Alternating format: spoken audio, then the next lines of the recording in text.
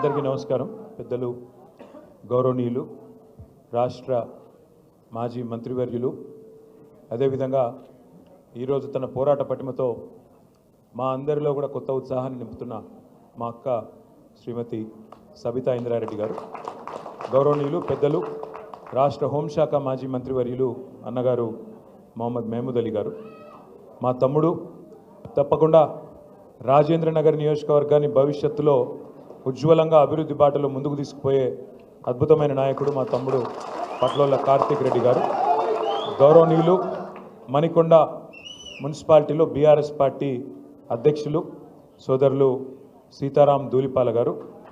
మీరు మా అన్నగారిని మీకు పరిచయం చేయడం మర్చిపోయినాను.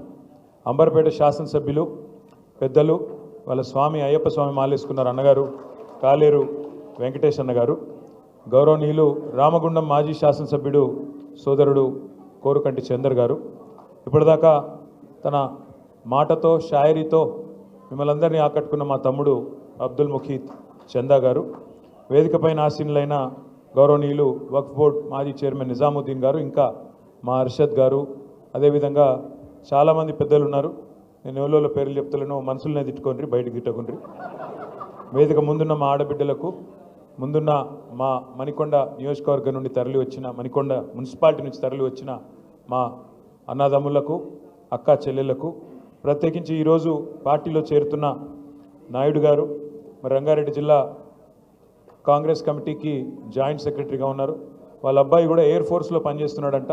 ప్రత్యేకంగా సెలవు పెట్టి ఈరోజు మరి ఇక్కడికి వచ్చేసిన వారి అబ్బాయికి కూడా, దాంతోపాటు వాళ్ళ మిత్ర బృందం మొత్తం నాయుడు గారు వెంబడ వచ్చిన పెద్దవాళ్ళందరికీ, అదేవిధంగా సోదరులు షేక్ ఆరిఫ్, భాస్కర్ గౌడ్, నవాజ్, ఆమిర్, ఖానాపూర్ ఉప సర్పంచ్ వెంకటేష్కి, అదేవిధంగా పేరు పేరున కార్యక్రమంలో పాల్పంచుకుంటున్న పత్రికా మిత్రులకి, మా వెనకాల నిల్చొని మరి వింటున్న మా ఆడబిడ్డలకి, అంటే జల్దీ తొందర ఉందా పోయేది లేక కనబడతలేదా? రెండు మధ్యలో ఉన్న వాళ్ళు కూర్చుంటే వాళ్ళకి వెనక కనబడుతుంది, మీరు కూర్చోరు. మధ్యలో ఉన్న వాళ్ళు గొడవ కట్టేసి వెనుకున్న వాళ్ళు కనబడతలేదు. Thank you. పేరు పేరున అందరికీ నమస్కారం.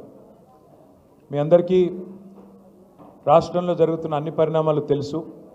రోజు పేపర్లలో, టీవీలలో ఏం జరుగుతూ ఉంది, ఏమేమి అవుతున్నాయి, ఇవన్నీ కూడా మీకు తెలుసు.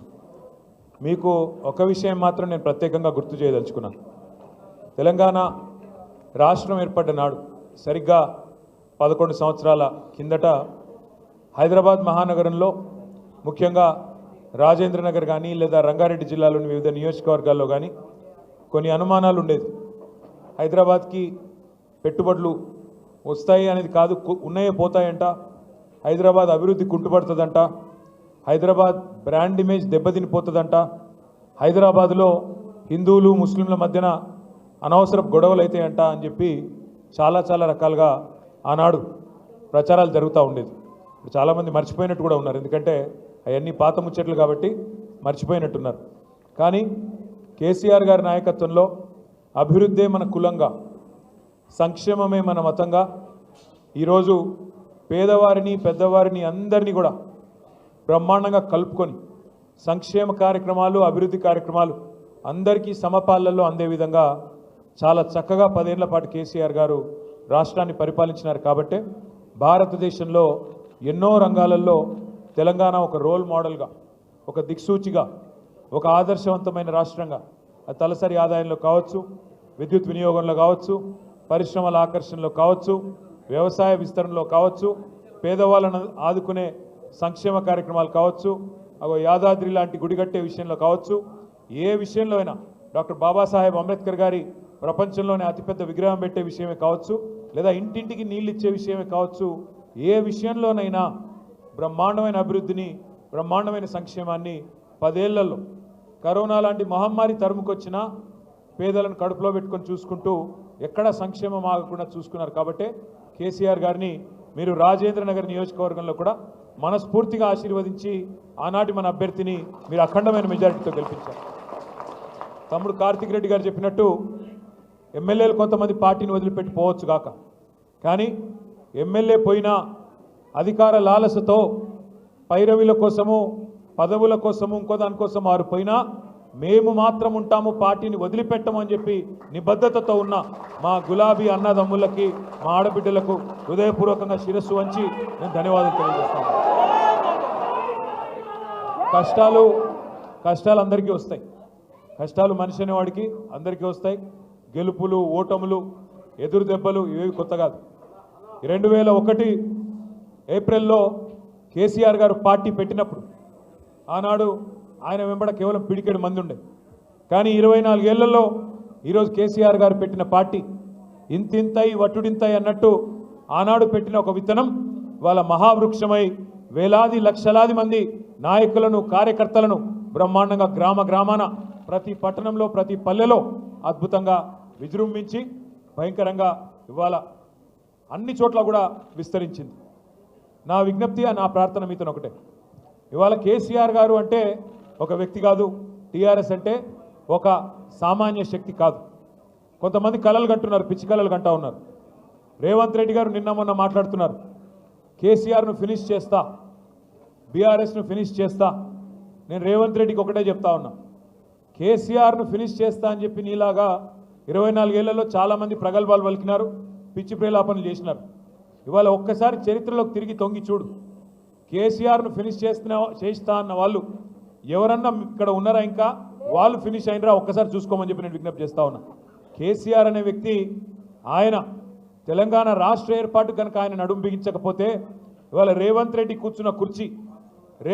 కూర్చున్న తెలంగాణ ముఖ్యమంత్రి అనే కుర్చీ ఇవాళ ఉంటుండేనా?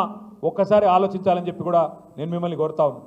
ఇవాళ అధికారము, పదవులు, ఎమ్మెల్యేలు, ఎంపీలు, ఎమ్మెల్సీలు ఇవన్నీ తాత్కాలికంగా ఉండొచ్చు, రేపు ఉండకపోవచ్చు.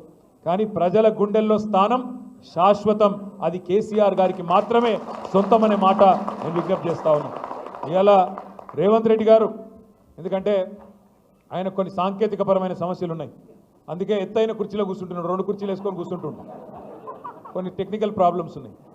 ఎత్తైన కుర్చీలో కూర్చుంటే పెద్దగా అయిపోవు. నువ్వు ఎత్తైన కుర్చీలో కూర్చోగానే పెద్దోడు అయిపోవు. ప్రజల గుండెల్లో స్థానం సంపాదించుకోవాలి. నువ్వే చెప్తీవి కదా, ఏం చెప్పినావు ఎలక్షన్లకు ముందు? కేసీఆర్ బిచ్చమేసినట్టు 10,000 ఇస్తుండు, నేను 15,000 ఇస్తా. కేసీఆర్ రైతు బంద్ అంటే నేను రైతు భరోసా ఇస్తా అంటివి. మరి నేను ఇవాళ అడుగుతున్నా రేవంత్ రెడ్డి, రాష్ట్ర రైతాంగం ఎదురు చూస్తున్నది, 70 లక్షల మంది రైతన్నలు ఎదురు చూస్తూ ఉన్నారు. ఎక్కడ పోయింది నీ రైతు భరోసా? నువ్వే అంటివి కదా 10,000 ఏమున్నది, 15,000 ఇస్తా అంటివి. కేసీఆర్ 2 పంటలకు ఇస్తున్నాడు, నేను 3 పంటలకు ఇస్తా అంటివి. మరి ఎక్కడ బాయ్? ఉన్న వానాకాలం ఉన్న రైతు బంధు ఇప్పటికే ఎగ్గొట్టినావు. ఇప్పటివరకు వానాకాలం రైతు బందే ఖాతాలో పడలేదు. రైతన్నలు పాపం మోసపోయినామని ఇప్పుడు అర్థం చేసుకొని ఊరూరా బాధపడతా ఉన్నారు. రుణమాఫీ అంటివి, ఏమంటివి అన్నాడు? రుణమాఫీ చేస్తా.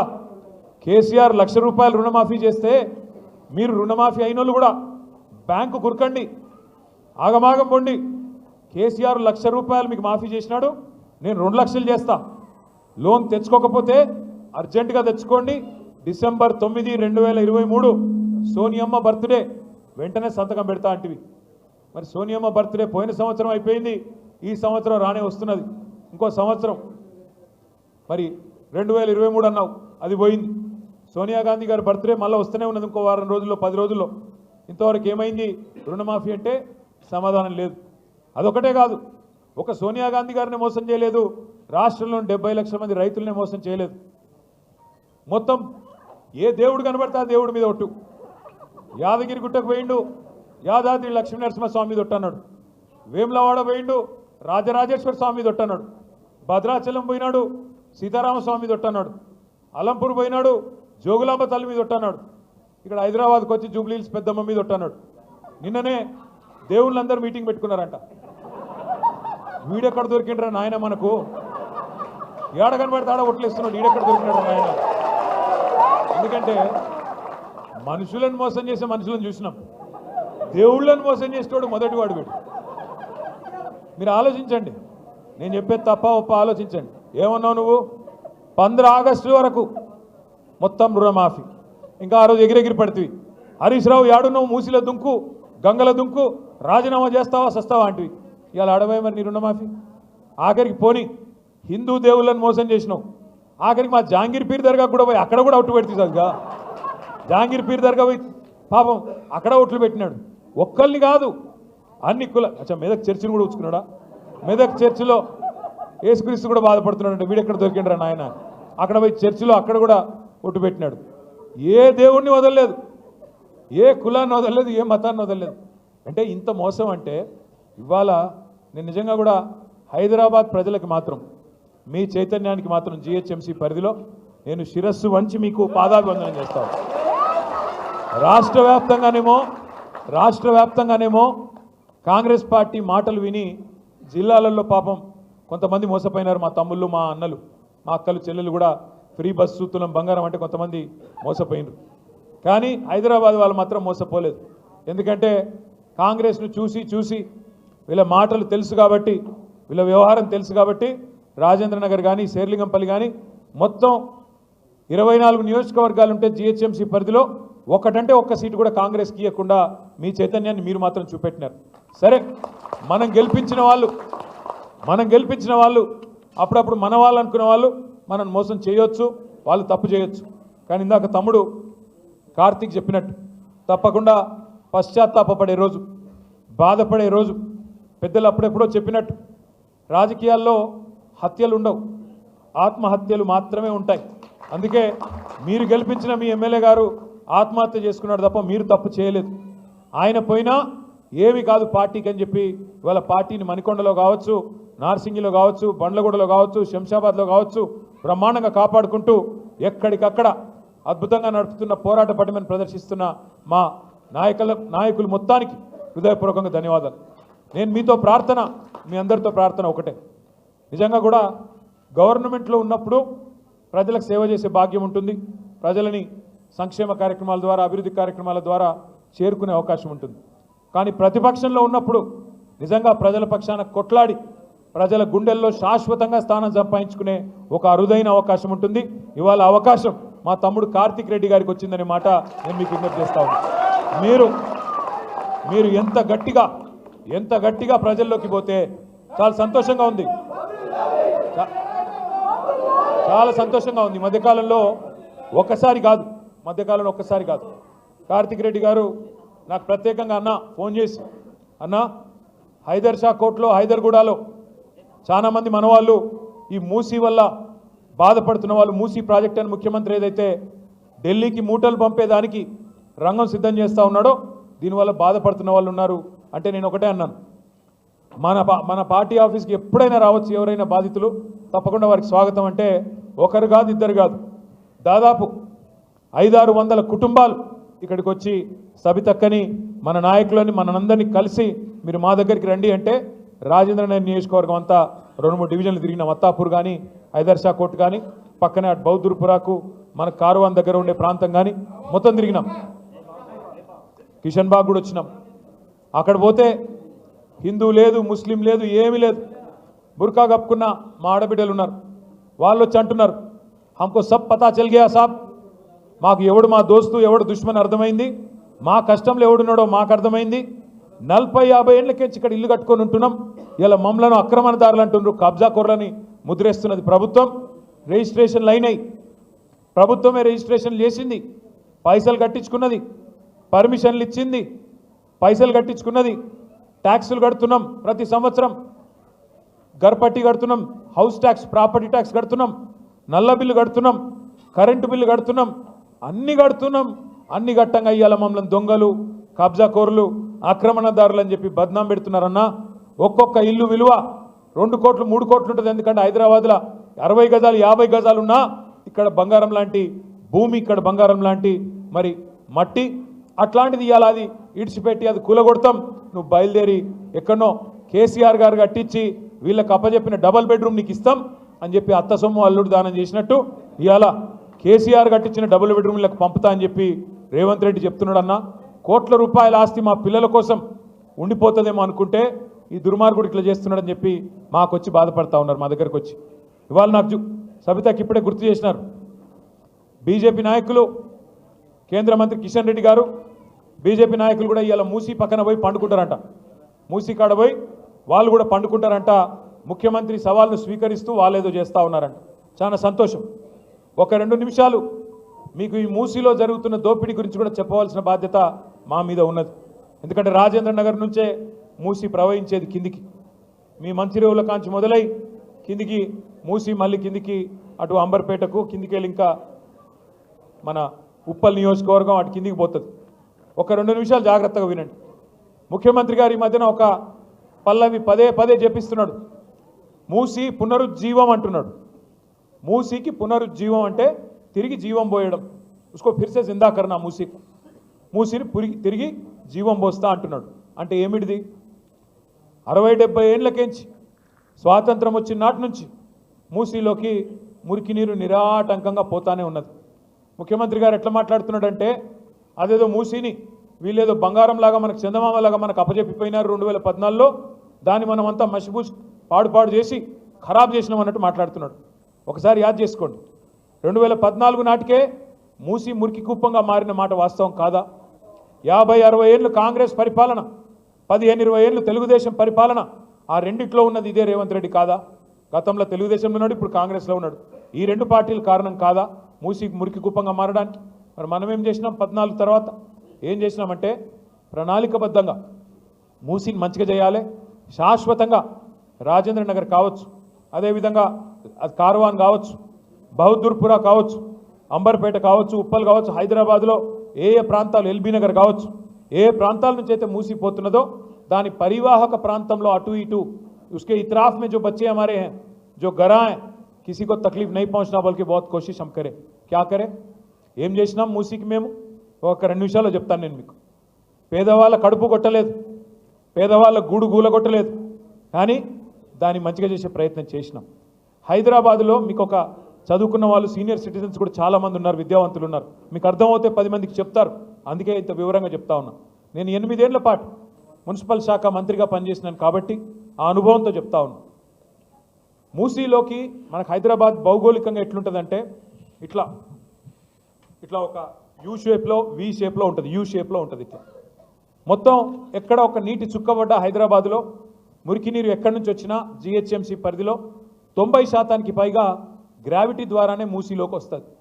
నాలాల ద్వారా, కాలువల ద్వారా, స్టామ్ వాటర్ డ్రైన్స్ అనండి, డ్రైనేజీలు అనండి, మొత్తంగా 90% పైగా మురికి నీరు లేదా వర్షపు నీరు మూసీలోకే వస్తుంది. మూసీ ఎట్లాంటి నది అంటే మీరు మంచిరేవుల కాడ ఓఆర్ఆర్ ఉంది, అదేవిధంగా మళ్ళీ కిందికి నాగోలు, ఆ కిందికి పోతే ప్రతాప సింగారం, ఎక్కడ మన మేడ్చల్ నియోజకవర్గంలోని ప్రతాప సింగారం, అక్కడ ఓఆర్ఆర్ ఉంటుంది. దీన్ని ఓఆర్ఆర్ వెస్ట్ అంటాము, దాన్ని ఓఆర్ఆర్ ఈస్ట్ అంటాము. ఇది పశ్చిమము, అది తూర్పు. ఓఆర్ఆర్ వెస్ట్ నుంచి ఈస్ట్ వరకు సరిగ్గా 57 కిలోమీటర్లు. 57 కిలోమీటర్లు. మూసీ ఎట్లాంటి నది అంటే ఓఆర్ఆర్ వెస్ట్ నుంచి ఈస్ట్ వరకు మూసీ కిందికి ప్రవహిస్తుంది. ఎంత వేగంగా నీళ్లు కిందికి పోతాయంటే ఈ 57 కిలోమీటర్ల పరిధిలోనే 84 మీటర్లు కిందికి ఉంటుంది మూసీ. అంటే నీటి చుక్క ఒకటి పడితే జర్రున జారిపోతుంది. 84 మీటర్లు, కిలోమీటర్కి 1.5 మీటర్లు కిందికి పోతూ ఉంటుంది భూమి. అదే నీరు పల్ల మెరుగు నిజం దేవుడెరుగు అంటారు కదా, అట్లా నీరు కిందికి పోతూ ఉంటుంది 84 మీటర్లు. మళ్ళీ ఒకసారి చెప్తాను, మంచిరేవుల నుండి మీకు కింద ప్రతాప సింగారం దాకా 57 కిలోమీటర్లు, ఓఆర్ఆర్ వెస్ట్ నుంచి ఈస్ట్ దాకా. ఒక నీటి చుక్క పడితే లేదా ఒక మురికి నీటి చుక్క వస్తే కిందికి జర్రుమని జారిపోతుంది, 84 మీటర్లు కిందికి ఉంటుంది. అంటే నీరు ఆగదు. సో మేమేం ప్లాన్ చేసినామంటే ఆనాడు హైదరాబాద్లో ప్రతిరోజు ఇన్ని లక్షల మంది ఇండ్లు ఉన్నాయి, 25-26 లక్షల ఇండ్లు ఉన్నాయి, షాపులు ఉన్నాయి, కాలేజీలు ఉన్నాయి, వ్యాపార వాణిజ్య సముదాయాలు ఉన్నాయి. ఈ అన్నింటిలోంచి ఉత్పత్తి అయ్యే మురికి నీరు ఎంత అంటే రోజుకి 2000 MLD. 2000 MLD అంటే ఒక MLD అంటే 1 million litres per day. Million అంటే 10 లక్షలు, అంటే 2000 మిలియన్ లీటర్ల 2000 MLD అంటే 20 కోట్ల లీటర్ల మురికి నీరు. 20 కోట్ల లీటర్ల మురికి నీరు రోజు హైదరాబాద్లో ఉత్పత్తి అవుతుంది. కేసీఆర్ గారు మాకేం చెప్పారంటే మూసీని తిరిగి బతికించాలంటే ముందు ఆ 20 కోట్ల లీటర్ల నీళ్ళు ఏవైతున్నాయో వాటిని శుద్ధి చేయండి, వాటిని సివరేజ్ ట్రీట్మెంట్ ప్లాంట్లు పెట్టి ముందు మురికి నీటిని శుద్ధి చేసి కిందికి వదలండి. తద్వారా హైదరాబాద్లో దుర్గంధం వ్యాపించదు, దోమల సమస్యలు, ఆరోగ్య సమస్యలు రావు, ఆ నల్లటి నీళ్ళు ఏవైతుంటాయో అవి కూడా రావు. అది నెంబర్ 1 చేయమని చెప్పారు. దానికి మా కోసం, మన కోసం మన నగరం కోసం, మన పిల్లల కోసం కేసీఆర్ గారి ప్రభుత్వంలో 4,000 కోట్ల రూపాయలు, కరెక్ట్గా చెప్పాలంటే 3,866 కోట్ల రూపాయలతో దాదాపు 1,200 పైచిలకు ఎమ్మెల్డీల సివరేజ్ ట్రీట్మెంట్ ప్లాంట్లు మనమే ప్రారంభించాము, మనమే పని బిగించాము 3 ఏళ్ల కిందట. అందులో కోకాపేటలో నేనే వచ్చి ప్రారంభించాను, నేను సబితక్క మేమందరం వచ్చినాం.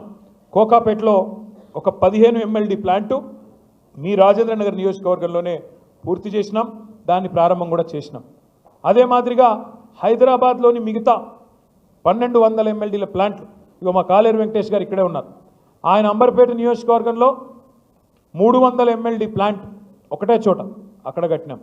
అవతల వైపు ఎల్బీ నగర్లో భారతదేశంలోనే అతిపెద్ద సివరేజ్ ట్రీట్మెంట్ ప్లాంట్ 320 ఎంఎల్డీల ప్లాంట్ అక్కడ కట్టినాం. ఇవన్నీ ఎందుకు చేసినాం? నీటిని శుద్ధి చేయడానికి, మూసీకి తిరిగి జీవం పోయడానికి. ఈరోజు నేను మీకు సంతోషంగా చెప్తా ఉన్నా, కేసీఆర్ గారి ప్రభుత్వ పనితీరు వల్ల ఎట్లా అయితే కరోనా సమయంలో కూడా రోడ్లు వేసుకున్నామో, ఎట్లా అయితే కరోనాలో దేశమంతా స్తంభించిపోతే మన హైదరాబాద్లో మాత్రం ఫ్లైఓవర్ లాగలేదు, మన హైదరాబాద్లో రోడ్ లాగలేదు. మన హైదరాబాద్లో ఎక్కడి నుంచో వచ్చిన కార్మికులను కడుపులో పెట్టుకొని వాళ్ళకి డబల్ రేట్ ఇచ్చి మీకేం కాదు మేము చూసుకుంటామని ధైర్యం చెప్పి ఎట్లా కొత్త రోడ్లు వేసుకున్నామో అదే పద్ధతుల్లో కరోనా సమయంలో కూడా మనం ఆపకుండా నిరాటంకంగా పనిచేయడం వల్ల ఇవాళ హైదరాబాద్ మొత్తం భారతదేశంలోనే మొట్టమొదటి నగరం. 100% సివరేజ్ ట్రీట్మెంట్ ఉన్న ఒకే ఒక్క నగరం హైదరాబాద్ మాత్రమే మొత్తం భారతదేశంలో. దానివల్ల 90% సమస్య పరిష్కారం అయిపోయింది మూసీది. రెండో పని ఏం చేసినాం మనం? కాళేశ్వరం ప్రాజెక్టు ద్వారా బ్రహ్మాండంగా గోదావరి నీళ్లను మనం ఎక్కడో కింద ఉండే మేడిగడ్డ అక్కడి నుంచి తీసుకొచ్చి హైదరాబాద్ పక్కనే, హైదరాబాద్ నెత్తి మీద కుండ పెట్టినట్టు కొండపోచమ్మ సాగర్ అని చెప్పి హైదరాబాద్కి 45-50 కిలోమీటర్ల దూరంలో ఇక్కడే బ్రహ్మాండంగా నీళ్లు తెచ్చి పెట్టినాం. ఏమైంది దానివల్ల? హైదరాబాద్ అనేది 535 మీటర్ల మీద ఉంటుంది సముద్ర మట్టానికి. అదే కొండపోచమ్మ సాగరు 618 మీటర్ల మీద ఉంటుంది. అంటే కొండపోచం ఇక్కడ ఉంటుంది, హైదరాబాదు ఇట్లా ఉంటుంది. 618, 535. దాని కిందికి మల్లన్న సాగర్. ఎందుకు కట్టాము ఇదంతా? ఒకవైపు వ్యవసాయానికి నీళ్లు, సాగునీరు, ఇంకోవైపు హైదరాబాద్ మహానగరానికి, పట్టణాలకు, గ్రామాలకు తాగునీరు. ఇవాళ ఆ కొండపోచమ్మ సాగర్ నుంచి గండిపేటలోకి నీళ్లు తేవడానికి, అంటే గోదావరిలోంచి కృష్ణానదికి నీళ్లు అనుసంధానం చేయడానికి ఈరోజు కాదు, 18 మే 2023 పోయిన సంవత్సరం 18 మే 2023 నాడు క్యాబినెట్లో ఆనాడు మహమూద్ అలీ గారు, నేను, అక్క అందరం ఉన్నాం, తీర్మానం పాస్ చేసినాం. 1,100 కోట్ల రూపాయలతో గోదావరి నీళ్లు తెచ్చి గండిపేటలో పోస్తే ఆ గండిపేట గేట్లు ఎత్తితే చాలు, అటు ఎస్టీపీల నుంచి శుద్ధి చేసిన నీళ్ళు వస్తాయి మూసీలోకి. ఎప్పుడు కావాలంటే అప్పుడు బ్రహ్మాండంగా గండిపేట గేట్లు ఎత్తితే కిందికి ఉస్మాన్ సాగర్ నుంచి నీళ్లు, ఫ్రెష్ వాటర్ కిందికి వచ్చే విధంగా రూపకల్పన చేసినాం. ఏం జరుగుతుంది అప్పుడు? కిందికి నీళ్ళు ఇందాక నేను చెప్పినట్టు నీళ్ళు ఆగకుండా జర్రుమని జారిపోతాయి, ఎందుకంటే నీళ్లు ఆగవు మూసీలో. దానికోసం కూడా ఆలోచన చేసినాం. మూసీ మీద ఒకప్పుడు ఎప్పుడు నిజాం కట్టించిన పురాణా పూలు, నయా పూలు ఉండేది. చాదర్గాడ్ బ్రిడ్జ్, పురాణా పూలు, నయా పూలు మీ అందరికీ కూడా తెలుసు. టిప్పుకాన్ బ్రిడ్జ్ ఇవన్నీ ఉంటాయి. మన ప్రభుత్వం వచ్చిన తర్వాత కేసీఆర్ గారి నాయకత్వంలో కొత్తగా మా వెంకటేష్ గారు ఒకసారి వచ్చి మూసారంబా అక్కడ ఊకే సమస్య అవుతున్నది, మనం మంజూరు చేయాలంటే మంజూరు చేసినాము. 15 బ్రిడ్జులు, 15 బ్రిడ్జులు మంజూరు చేసినాం మూసీకి అడ్డంగా. ఆ బ్రిడ్జిల కిందనే చెక్ డ్యామ్ కూడా కట్టాలనుకున్నాం. ఏమవుతుంది దానివల్ల? మనకి ఎప్పుడు కావాలంటే అప్పుడు ఈ గోదావరి నీళ్లు తెచ్చి గండిపేట నుంచి గేట్లు ఎత్తితే మొత్తం మూసి ఎప్పటికీ జీవనదిలాగా ఉండేదానికి, ఫ్రెష్ వాటర్తో కలకలలాడుతూ ఉండేదానికి శాశ్వత పరిష్కారం చూపెట్టిందే కేసీఆర్ ప్రభుత్వం. కాకపోతే ఇక్కడ ముఖ్యమైన పాయింట్ ఒకటే, 3,866 కోట్ల రూపాయలతో ఎస్టీపీల నిర్మాణం పూర్తయిపోయింది. ఇప్పుడు కేవలం రేవంత్ రెడ్డి చేయాల్సింది ఒకటే ఒక్క పని, 1,100 కోట్ల రూపాయలతోని ఆ గోదావరి నీళ్ళు తీసుకొచ్చి గండిపేటలో పోస్తే చాలు. ఆయన కొత్తగా చేయాల్సింది ఏమీ లేదు. పేదవాడి కడుపు కొట్టాల్సిన అవసరం లేదు, వీళ్ళను మెడలు బట్టి నూకాల్సిన అవసరం లేదు, పట్టి బయట పారాల్సిన పని లేదు. మూసి పునరుజ్జీవం కావాలంటే కేవలం 1,100 కోట్లు ఖర్చు పెడితే చాలు. కానీ ముఖ్యమంత్రి గారు ఏమంటున్నారు? 1,100 కాదు, 1,50,000 కోట్లు, 1,50,000 కోట్లు అంట. దేనికయ్యా ఖర్చు ముఖ్యమంత్రి 1,50,000 కోట్లు అంటే? ఒక్కడు సమాధానం చెప్పడు. నేను ఇదే భవన్లో ఇక్కడనే ప్రెస్ మీట్ పెట్టి 1.5 అవర్ ప్రజెంటేషన్ ఇచ్చి బీఆర్ఎస్ గవర్నమెంట్ ఏం చేసింది, నువ్వేం చేస్తున్నావు, ఎందుకు 1,50,000 కోట్లతోని హైదరాబాద్ను ఆగం చేసే ప్రయత్నం చేస్తున్నామని అడిగితే ముఖ్యమంత్రి గారు ఉప ముఖ్యమంత్రి గారు నా మీద ఒంటికాలతో లేచినారు. ఏమని? నీకు ఎవడు చెప్పిండు 1,50,000 కోట్లని అంటారు. నువ్వే చెప్తీవి కదా స్వామి అని వీడియో చూపెట్టి. ముఖ్యమంత్రి చెప్పినాడు, నేను చెప్పింది కాదు. ఏప్రిల్లోనేమో రేవంత్ రెడ్డి 50,000 కోట్లతోని మూసి శుద్ధి అన్నాడు. తెల్లారో మర్నాడో మే నెలలో జూపల్లి కృష్ణారావు గారు పర్యాటక శాఖ మంత్రి 50,000 కోట్లు కాదు 70,000 కోట్లతోని మూసి అన్నాడు. జూలై వచ్చింది. జూలై రాగానే మళ్ళీ ముఖ్యమంత్రి గారికి ఏమైందో తెలియదు. గోపన్పల్లిలో మనం కట్టిన బ్రిడ్జు ఆయన వచ్చి రిబ్బన్ కట్ చేసినాడు. సంతోషం. వచ్చి అక్కడ స్పీచ్ ఇస్తాడు. 1,50,000 కోట్లతోని మూసి అభివృద్ధి అన్నాడు. ఇవాళ అదే ముఖ్యమంత్రి ఏమంటాడు? ఎవరన్నారు మీకు ఏడుకెళ్ళి వచ్చింది నెంబర్ అంటాడు. అరే నువ్వే చెప్పినావు స్వామి చూడు అంటే నేను చెప్పలేదు అన్నాడు. మళ్ళీ కరెక్ట్గా 4 రోజులకి, మరీ సరిగ్గా 4 రోజులకి ముఖ్యమంత్రి గారు ఒక పుస్తకం రిలీజ్ చేసినాడు ప్రభుత్వం తరఫున, తెలంగాణ గ్రోత్ స్టోరీ అని. అందులో ఏం రాస్తుంది? 1,50,000 కోట్లతో మూసి అభివృద్ధి చేస్తామని రాస్తుంది. మేము అడుగుతా ఉన్నాం, మొన్నటి నుంచి నిలదీస్తూ ఉన్నాం. దేనికోసం 1,50,000 కోట్లు? ఎవడి కోసం? 1,100 కోట్లతో తెచ్చేస్తే మూసి పునరుజ్జీవం అయిపోద్ది కదా అంటే వాళ్ళు చెప్పే కారణాలు ఎంత వింతగా ఉన్నాయో ఒక్క నిమిషం మీకు చెప్తాను. వాళ్ళు ఏమంటారు? మూసి పక్కల 2 పక్కల బఫర్ జోన్ ఉన్నది. బఫర్ జోన్లో ఉన్న వాళ్ళను ఎలగొడతాం, ఖాళీ చేస్తాం. నేను ఇవాళ ఇక్కడికి వచ్చిన మా ఆడబిడ్డలను అన్నదమ్ముల్ని ఒక్కటే మాట ఆలోచించమని కోరుతున్నా. మీరే రిజిస్ట్రేషన్లు చేస్తురి బఫర్ జోన్లో, మీరే పర్మిషన్లు ఇస్తురి, మీరే ట్యాక్స్ కట్టించుకుంటురి, మీరే ఇన్ని రోజులు ప్రాపర్టీ ట్యాక్స్ వసూలు చేస్తురి, మీరే రోడ్లు వేస్తురి, మీరే గవర్నమెంట్గా మోరీలు కడుతురి. ఇవాళ వచ్చి అక్కడ ఉన్న ఒక మల్లయ్య గారి ఇల్లేమో అల్లకెళ్ళి మురికి నీరు వస్తుంది, బఫర్ జోన్లో ఉన్నది, మూసి చెడిపోతుంది, కాబట్టి మల్లయ్య ఇల్లు కూలగొట్టాలి. మరి నేను అడుగుతా ఉన్నా ముఖ్యమంత్రి, మల్లయ్య ఇల్లు కూలగొడతావు, మరి రేపు బఫర్ జోన్లో నువ్వే ఒక పెద్ద రియల్ ఎస్టేట్ కంపెనీకి వాడికి ఇచ్చి వాడు మాల్ కడతాడు, మల్లయ్య ఇల్లు కూలగొట్టి మాల్ కడతాడు. మల్లయ్య ఇంట్లోకి వెళ్ళేమో మురికి నీరు వస్తుంది, మాల్లోకి వెళ్ళేమో సుగంధం వస్తుందా? మాల్లో కూడా అదే మురికి నీరు కదా వచ్చేది. ఇంకా మల్లయ్య ఇంట్లోకి వెళ్ళి వచ్చిన దానికంటే 1000 రెట్లు ఎక్కువ వస్తుంది. కానీ అది బాగట, ఇది బాగా కాదంట. నేను అందుకే అడుగుతా ఉన్నా, ముఖ్యమంత్రి సమాధానం చెప్పు. బఫర్లో మల్లయ్య ఇల్లు ఉండకూడదు ఎట్లా, మాల్ ఉంటుంది ఎట్లా? సమాధానం చెప్పు. ఎవడి కోసం 1,50,000 కోట్లు పెడతానంటున్నావు? దేనికోసం పెడతానంటున్నావు? మాకు అర్థమవుతున్నది. మూసీ మే లూటో ఢిల్లీ మే బాటో, మూసీలో లూటో ఢిల్లీ మే బాటో. ఎందుకు? నీ బాసులు ఢిల్లీలో ఉన్నారు, వాళ్ళ కోపం వస్తే నీ తుమ్మితో ఊడిపోయే ముక్కు నీది, ఎప్పుడు ఊసిపోతుందో తెలియదు. రాహుల్ గాంధీకి మూటలు పంపకపోతే ఆయన ఊకోడు, మళ్ళీ పైన ఇంకా ప్రియాంక గాంధీ గారు ఉన్నారు, ఇంకా చాలామంది పెద్దలు ఉన్నారు, వాళ్ళకు మూటలు పంపాల్సిందే. పంపాలి అంటే మీకు తెలుసు, కోకాపేట ఇక్కడ మీకు యాదకుండాల రాజేంద్ర నగర్లో కోకాపేట ఉన్నది. ఇలా కోకాపేట భూములు ఎంత ఖరీదైనాయో మా వెంకటేష్కి తెలుసు బాగా. ఖానాపూర్లకు, కోకాపేటలకు, నార్సింగోళ్లకు, మణికొండలకు మీకే తెలుసు భూముల విలువ ఆనాడు ఎంత, 2014లో ఈరోజు ఎంత. అయితే విచిత్రం ఏంటంటే మాకు ఎక్కడ ఆశ్చర్యం అనిపిస్తుంది అంటే, కోకాపేటలో ఆనాడు కొన్ని భూములు నియోపోలిస్ అని పెట్టి దాన్ని ఆ మూవీ టవర్స్ పక్కన డెవలప్మెంట్ చేసి, గతంలో కాంగ్రెస్ ప్రభుత్వం కూడా వేలం వేసింది గోల్డెన్ మైల్ అనే పేరిట. అప్పుడు వాళ్ళు ఆక్షన్ పెట్టినారు రాజశేఖర రెడ్డి గారి టైంలో. మన ప్రభుత్వం వచ్చినాక పక్కన మనం కూడా రుణమాఫీ అని, సిటీ డెవలప్మెంట్ అని, ఈ ఫ్లైఓవర్లు వీటన్నిటి కట్టనికే ఆక్షన్ పెట్టినాం, వేలం పెట్టినాం.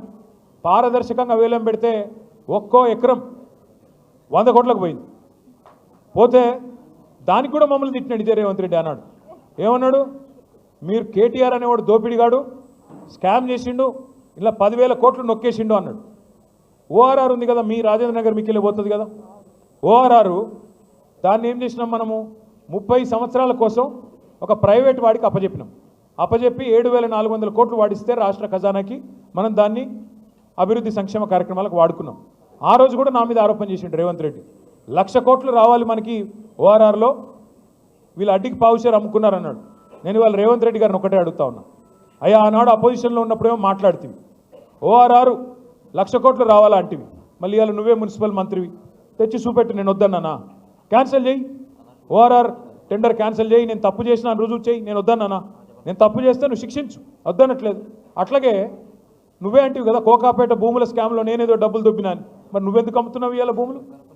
నేను చేసిన తప్పే అయితే, నేను అందులో స్కామ్ చేసిన మాట వాస్తవమే అయితే నువ్వు ఆ రోజు వాగిన వాగుడులో అర్థం ఉంటే ఇవాళ ఎందుకు చర్యలు లేవు, ఎందుకు నువ్వు దాని మీద ఎంక్వైరీ చేయట్లేదని అడుగుతా ఉన్నా, ఎందుకు వాటిని రద్దు చేయట్లేదు? ఆ రోజు అల్లం అన్నది ఇవాళ బెల్లమైందా నీకు? నేను అడుగుతా ఉన్నా. మీరు దయచేసి ఆలోచించండి. ఎవడి కోసం మూసి అంటే ఇక దీనికి మళ్ళీ అందమైన కవరు మనం గట్టిగా మాట్లాడి మూసి ఎందుకే నీకు ఢిల్లీలో మూటలు వంచనీక పునరుజ్జీవం చేయాలంటే కేవలం 1100 కోట్లు సరిపోతుంది కానీ గట్టిగా అడిగితే ఈ మధ్యన కొత్త పల్లె అందుకున్నాడు. బాపు ఘాట్లనట ఈయన పోయి భారతదేశంలో కాదు ప్రపంచంలో అతిపెద్దదైన మహాత్మా గాంధీ విగ్రహం పెడతారంట. ఈయన ఎవరు? రేవంత్ రెడ్డి.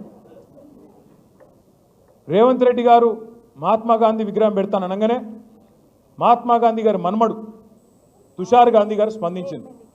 మహాత్మా గాంధీకి ఇవన్నీ ఇష్టం ఉండవురా ఆయన, ఆయన చాలా మంచోడు, ఆయన ఎన్నడూ ఆయన విగ్రహాలు ప్రపంచంలో పెద్ద విగ్రహాలు 1000 కోట్ల విగ్రహాలు పెట్టాలని నేను కోరుకోలేదు, వాటిని పేదవాళ్ళ కోసం వాడు స్వామి, నువ్వు పెట్టుకొని ఆయన చెప్పినాడు. కానీ మహాత్మా గాంధీ గారు తప్పకుండా ఎక్కడున్నారో కానీ ఆయన ఆక్రోషిస్తూ ఉండింటాడు.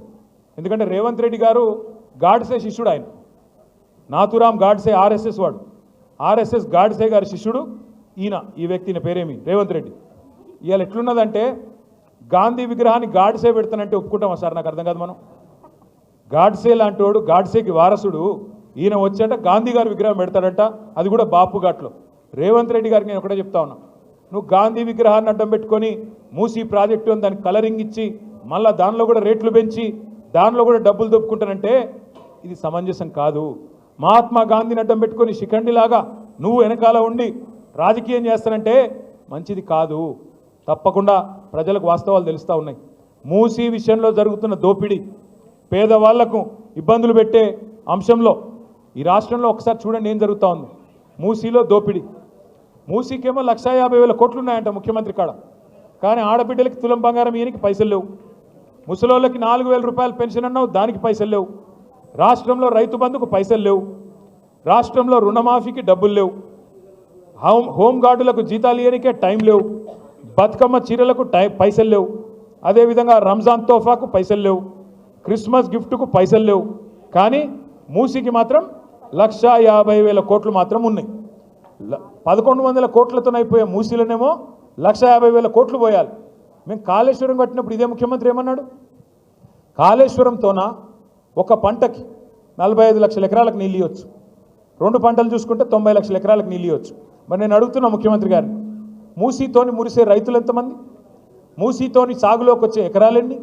ఎన్ని లక్షల ఎకరాలకు నీళ్ళు వస్తాయి చెప్తావా? మూసీతోని వచ్చే పరిశ్రమలెన్ని? మూసీతోని వచ్చే ఐటీ కంపెనీలన్నీ? మూసీతో నువ్వు చేసే రియల్ ఎస్టేట్ వెనకాల ఎవరి లాభం ఉన్నది? ఈ ఢిల్లీకి మోసే మూటల వెనుక ఎవరి ప్రయోజనాలు ఉన్నాయి చెప్పాలని చెప్పి నేను కోరుతా ఉన్నా. వాళ్ళ సంతోషం, బీజేపీ పార్టీ నాయకులు కూడా గొంతిప్పుతా ఉన్నారు, వాళ్ళు కూడా మాట్లాడుతున్నారు, మూసీ పక్కనే పండుకుంటామంటున్నారు. వాళ్ళకు కూడా నేను విజ్ఞప్తి చేస్తా ఉన్నా, మాట్లాడండి, గట్టిగా అడగండి. 1,50,000 కోట్లు ఎవరు అబ్బసొత్తు అని చెప్పి ఖర్చు పెడుతున్నాడు ముఖ్యమంత్రి, అడగమని చెప్పి నిలదీయమని చెప్పి వారిని కూడా అడుగుతా ఉన్నా. కానీ అడగడంతోనే ఆగిపోకండి, అడగడంతోనే ఆగిపోకండి. ముఖ్యమంత్రి గారు దోపిడీ చేస్తున్నాడని ప్రధానమంత్రి మాట్లాడతాడు, ముఖ్యమంత్రి గారు దోపిడీ చేస్తున్నాడని ప్రధానమంత్రి గారు మాట్లాడుతున్నారు. నిన్న మొన్న నేను మహారాష్ట్రలో చూసిన ప్రధానమంత్రి చెప్తున్నాడు అక్కడ, తెలంగాణ ఆజ్ కాంగ్రెస్ కి షాహీ పరివార్ కే లియే ఏటీఎం బన్ గయా, తెలంగాణ ఏటీఎం అయిపోయింది కాంగ్రెస్ పార్టీకి అని ప్రధానమంత్రి నరేంద్ర మోడీ గారు మాట్లాడుతున్నారు. ప్రధానమంత్రి గారిని అడుగుతా ఉన్నా, తెలంగాణ ఏటీఎం అయిపోతే మరి మీరేం చేస్తున్నారు స్వామి? మీరెందుకు కాంగ్రెస్ దోపిడీని ప్రశ్నిస్తలేరు? అమృత్ స్కామ్లో అమృతం, రేవంత్ రెడ్డి గారి బావమరిదికి అర్హత లేని కంపెనీకి 1,137 కోట్ల రూపాయల టెండర్ ఇస్తే మేము పోయి షికాయత్ చేస్తే ఢిల్లీలో దాని మీద సమాధానం రాదు. 1,50,000 కోట్ల దోపిడీ మూసీలో జరుగుతోంది. డిపిఆర్ లేకుండానే ఇండ్లు గులగొడుతున్నాడు, డిపిఆర్ లేకుండానే 1,50,000 కోట్లని మాట్లాడుతున్నాడు. ఇది దోపిడీ కాదా, డే లైట్ రాబరీ కాదా అని మేము అడిగితే సమాధానం రాదు. అదే మాదిరిగా ఆర్ఆర్ ట్యాక్స్, ఇది కూడా నేను అంట్లా, ప్రధానమంత్రి గారే అన్నారు మొదలు. RRR అని ఆ మధ్యన సినిమా వచ్చింది, నాటు పాటున్న దానిలో యాదుకుందా, అట్లాగే ఈయన కూడా నాటు కొట్టుడు కొడుతున్నాడు. ఆ RRR కలెక్షన్ కంటే ఈయన ఆర్ఆర్ కలెక్షన్ ఎక్కువైపోయింది అని ప్రధానమంత్రి గారే స్వయంగా చెప్పినారు. చెప్పిన తర్వాత ఈ రోజు వరకు కూడా యాక్షన్ లేదు, వీళ్ళ దోపిడీ మీద చర్యలు లేవు.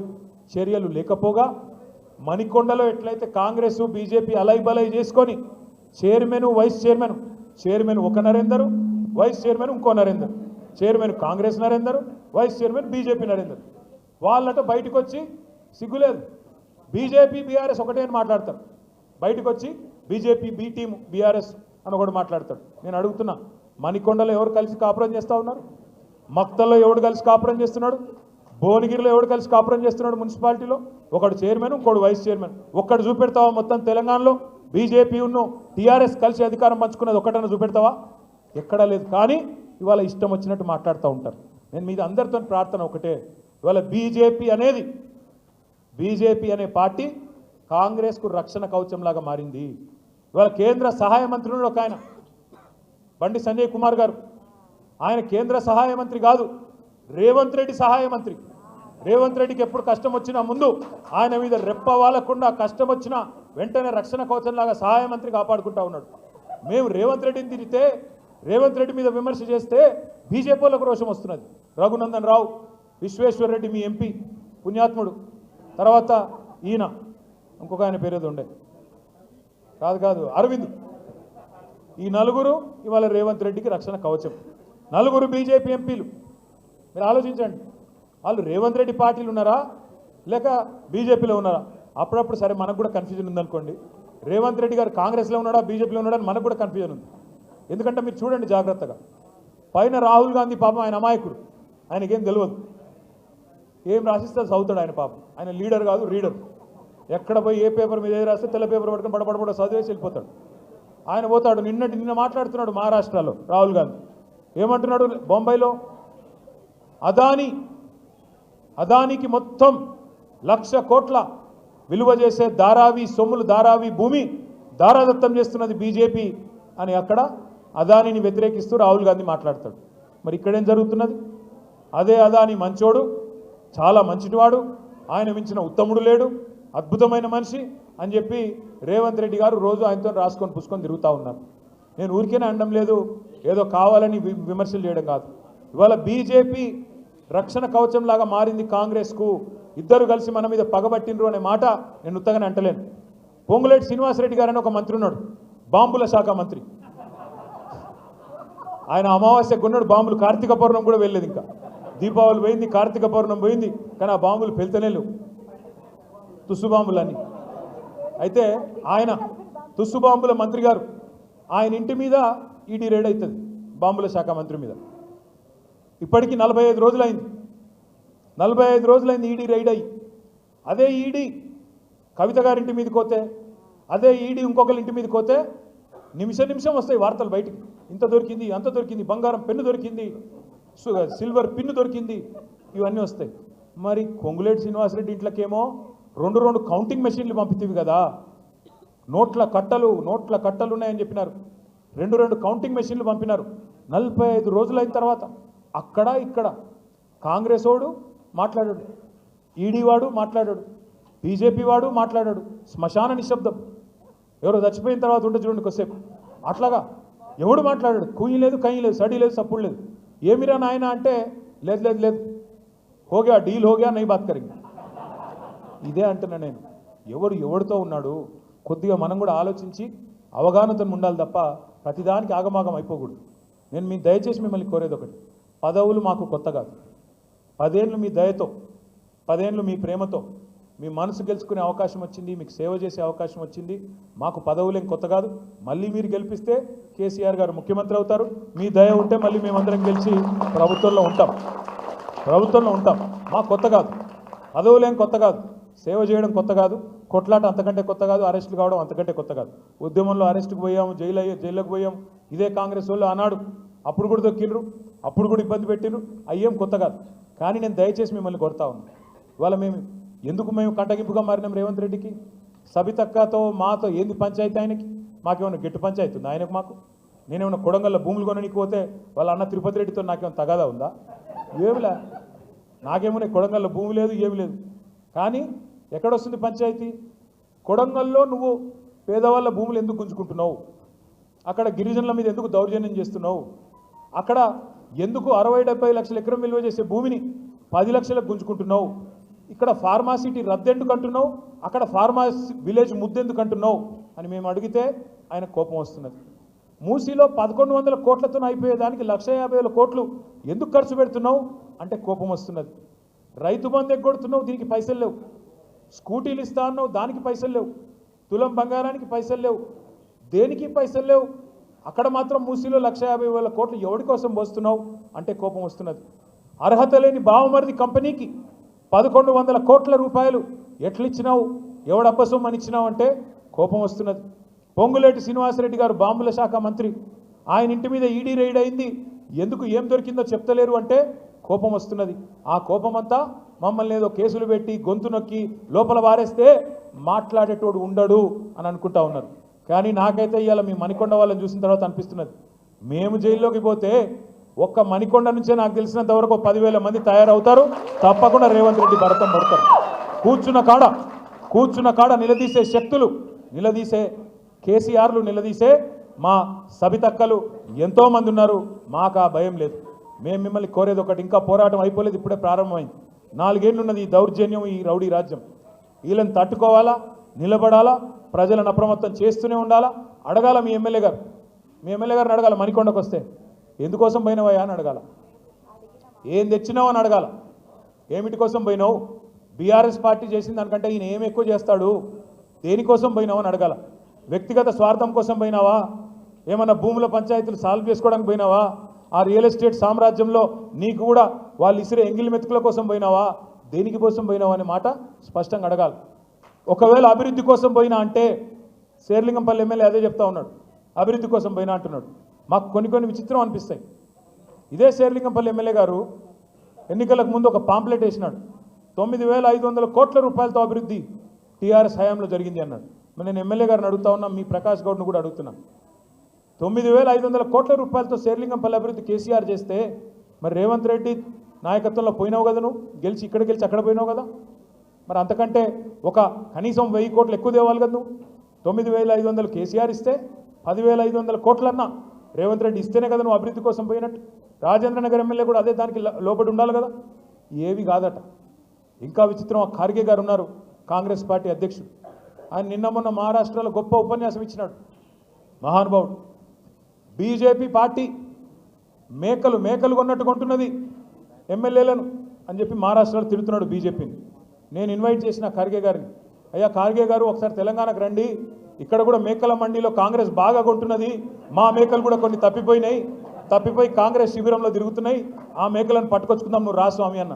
ఇలా నేను అడుగుతున్న ప్రకాష్ గౌడ్ని, గాంధీని, యాదయ్య గారిని, ఇంకా మిగతా 10 మంది ఎమ్మెల్యేలు ఎవరైతే పోయినారో దమ్ముందా మీడియా ముందుకు వచ్చి నాలాగా నిలబడి ఏ పార్టీలో ఉన్నావో చెప్పే దమ్ముందా అని అడుగుతున్నాను నేను ఈరోజు. కనీసం నువ్వు కాంగ్రెస్ వాడివా, బీఆర్ఎస్ వాడివా, ఏ పార్టీ వాడివో చెప్పే పరిస్థితి ఉందా, సిగ్గుందా? ఎందుకు ఇంత భయం? పదవులను గబ్బిలాలు కదా చూరు పట్టుకొని వెళ్ళాడినట్టు పదవులు పట్టుకొని వాటి కోసం ఈ పార్టీలో ఉన్న ఆ పార్టీ అని చెప్తావా? ఈరోజు ఏ పార్టీ తెలియదు అయిన దానికి. కాంగ్రెస్లో ఉన్నాడా, బీఆర్ఎస్లో ఉన్నాడా, త్రిశంకు స్వర్గంలో ఉన్నాడా? దీన్ని ఏమనాలి మనం? నేను గట్టిగా మాట్లాడితే మళ్ళీ తిట్టిండంటారు కాబట్టి నేను తిట్టను. కానీ ఒకటి మాత్రం పక్కా, రేవంత్ రెడ్డి మోసాలు, రేవంత్ రెడ్డి కరప్షన్, రేవంత్ రెడ్డి చేస్తున్న కుట్రలు, వాటి నుంచి పేద ప్రజలను కాపాడుకోవడం ఎలా అనే విషయంలో మేమందరం కేసీఆర్ గారి నాయకత్వంలో నిరంతరాయంగా పనిచేస్తూనే ఉంటాం, భవిష్యత్తులో కూడా పనిచేస్తూనే ఉంటాం. మీరు తప్పకుండా రాజేంద్ర నగర్లో కార్తిక్ రెడ్డి గారి నాయకత్వంలో ఎక్కడికక్కడ కొత్త కమిటీలు వేసుకుందాం. రాజేంద్ర నగర్ ఉప ఎన్నిక తప్పదు, రాజేంద్ర నగర్లో బై ఎలక్షన్ తప్పదు. తప్పకుండా రేపటి రోజున గులాబీ జెండా ఎగిరే విధంగా అందరం కలిసికట్టుగా కష్టపడదాం. మీకే కష్టం వచ్చినా సవితమ్మ ఉన్నారు, నేనున్నాను, మహమూద్ భాయ్ ఉన్నారు, మొత్తం వేదిక మీద కూర్చున్న నాయకులందరం క్షణం ఆలస్యం చేయకుండా మీకోసం పరుగున వస్తాం. ఎవ్వరూ భయపడాల్సిన పని కానీ బాధపడాల్సిన పని కానీ ఉండొద్దు అని చెప్పి కూడా కోరుకుంటూ మనస్ఫూర్తిగా మీ అందరికీ స్వాగతం తెలుపుతూ జై తెలంగాణ. ఇంతేనా? గట్టిగా నిలబడాల మణికొండ దాకా. జై తెలంగాణ. Thank you.